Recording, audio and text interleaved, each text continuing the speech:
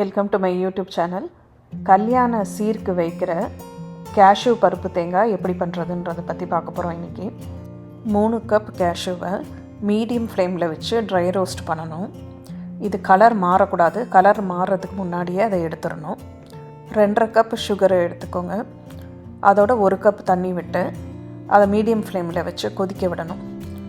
அது நல்லா பாயில் ஆகணும். சாஃப்ட் பால் கன்சிஸ்டன்சி வரணும். இந்த மாதிரி நல்லா கொதிச்சதுக்கப்புறம் தண்ணியில் கொஞ்சமாக சிரப்பை விட்டு பார்த்தீங்கன்னா ஒரு சாஃப்ட் பால் ஆட்டம் உருட்ட வரணும்.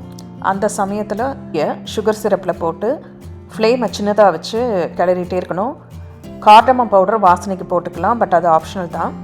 இந்த சுகர் சிரப்பு நல்லா முந்திரியில் ஏறி கொஞ்சம் திக்காக ஆரம்பிக்கும் போது அடுப்பை ஆஃப் பண்ணிவிட்டு இந்த அலுமினியம் ஃபாயில் கவர் பண்ண மோல்டில் அதை ஃபில்லப் பண்ணுங்கள். இது சூடாக இருக்கும்போது பிரித்தா சரியாக இருக்காது.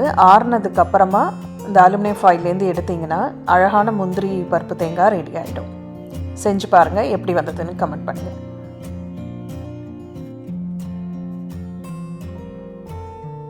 தேங்க்ஸ் ஃபார் வாட்சிங்.